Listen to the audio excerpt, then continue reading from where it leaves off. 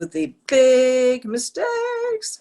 Oh. So, viewers, what big mistakes have you made with the money thing, whether it's spending, saving? In my case, it was, well, it's not like the only one, but the biggest one that comes to mind is investing in mentorship that I could have probably gotten for free. And I actually did a video on this several months ago. I'll put that in the description box. I will give the rest of it to, let's try Caroline this time. Okay, so I think my biggest mistake, honestly, is just not starting to invest early enough.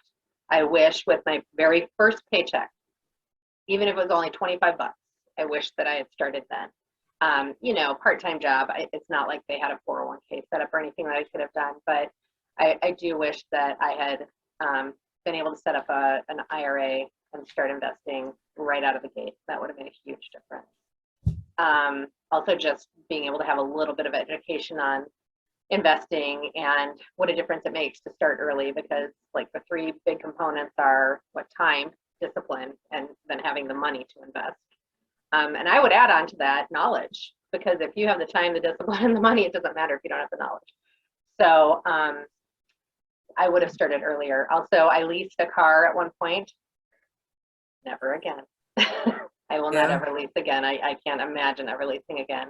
And, you know, aside from that, just not really, you know, spending without really kind of thinking about the opportunity cost. Every dollar you spend is a dollar you don't invest. And that dollar could have grown hundreds of times over if I had invested it instead of spending it in my teens and 20s and 30s. So all of those things are things my daughter will be hearing about over and over again until she shuts the door on me. But yeah, all of those things would have made a huge difference. That's really cool. I mean, that you learned it. Yeah, that I learned it. Yeah, experience is a great teacher. Oh God, yeah. It's even better if you can learn from someone else's experience, ideally. But yeah, good teacher. John, how about you? What was one of the biggest mistakes that you've made in the money arena? Oh, money. Okay, I'm just kidding, because I've made so many mistakes. Is when I was making a lot of money is not putting some away. Back in 08, I had a business. I owned my own business and I lost everything. And I had my house tied to that business. So when I lost the business, I lost my house. And it was a brutal, eye-opening experience. And I think the idea, there's so many issues, and it goes down into money, but it also, you know, goes into credit, but money, compounding.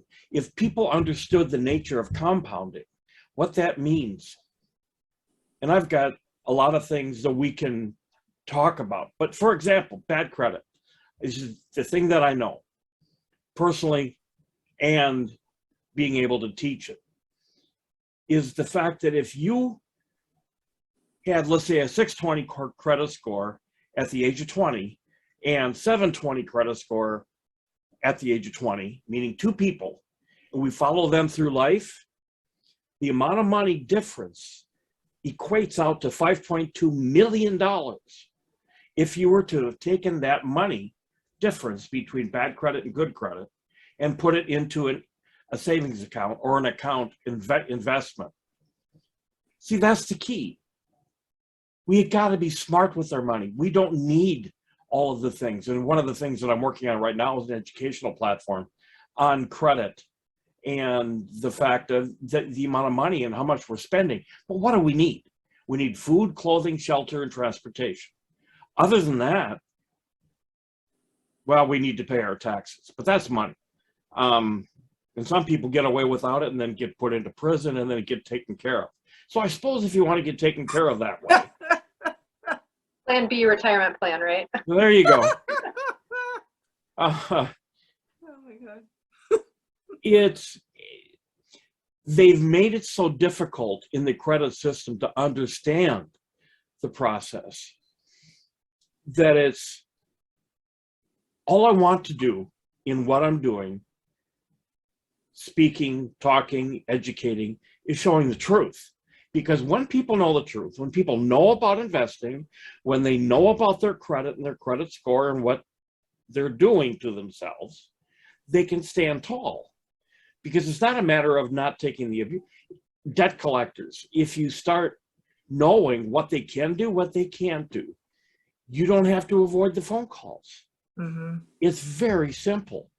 But they've beaten them up to the point where people are committing suicide. They're doing a lot of stupid things because of the amount of abuse that people take. All I'm saying is, listen to me. I sound like an old dad now, don't I? Listen to me, follow me, don't reinvent the wheel. Take care of this. I'm sorry. You actually led into the next question, so we might as well do that one. Drum roll. One thing that you'd like to teach your kids based on your parental experience. And I'm not answering this one, or I'm not planning to, because I have a stepson that I have no parenting experience with technically. Well, how about, you want to keep going since you were on a roll? John? Get back on the soapbox. What you want to teach kids? First of all, nobody is. Now, all of a sudden, everybody's getting on the bandwagon to teach it. What they're going to teach are budgeting skills. That's what they're going to teach. And that's great. They should be teaching budgeting skills. But how much to spend for certain items? For example, a home loan or where you live, rent, should be no more than 28% of your gross income. And even that might be considered high. But we're approving people up to 50% for home loans. Trust your gut when it comes to money. If someone says you can afford something, the benefit is not to you, the benefit is to them in the selling of the product. My son is a lot better than I am or was. And I think a lot of it has to do with what I've been showing him, how this is affecting other people, how this affects and creates poverty, the spending of the money, the medical problems that people are having and that their effect going on credit reports and the misinformation. Anyway, again, I'll get off my soapbox, but there's so much misinformation. He listens to me. He understands, and he's doing a lot better than I did. So whether it's grade school or high school, you'd be teaching kids budgeting and... I don't know if kids will learn at that age. What we're doing right now is developing some educational information for juniors and seniors in high school. And I think it's okay if you start there. You can tease into it, but if people don't understand basic math, how can you budget? Now, with that said, there are so many different kinds of spreadsheets out there that can be modified or made, and I've done that through Excel, or that's been made for you, and everything on the web right now you can check out. But oh, yeah, it's just being able to live within your means. That's what you need to do. And Caroline, what's your take on it? What would you teach kids based on the experience you've had with Livy? So I have a 10-year-old right now, and she'll talk to you all day long about people first, then money, then things, which is your tagline, which she learned a long time ago. We've talked about needs versus wants and how we need to focus on our needs. And once we've covered all of those, all of our financial obligations, if there's anything left, we can look into some wants, but that we need to take care of, all of our bills and everything, our 4 walls, the place, all of our food and clothes and shelter and a reliable car and all of those things. And then we have to invest and we have to have our savings. And then if there's anything left, we can spend it on things that are more wants. So she knows that. And we've also talked about, just from that standpoint of activities, because this is a child that wants to do everything. You say, do you want to take piano lessons or do you want to take gymnastics? I want to do both. you want to do this or this? I want to do both. She wants to do everything that she has the opportunity to do. And so what we've said to her is, listen, we'll try our best to give you opportunities to try anything you want to try. But at a certain point, you're going to kind of have to make some decisions about your priorities, because we only have a certain amount of time, we only have a certain amount of energy, and we only have a certain amount of money that we can spend on all of these things. And so she loves ice skating, and that's kind of her focus right now. And she's kind of branching out into some other things.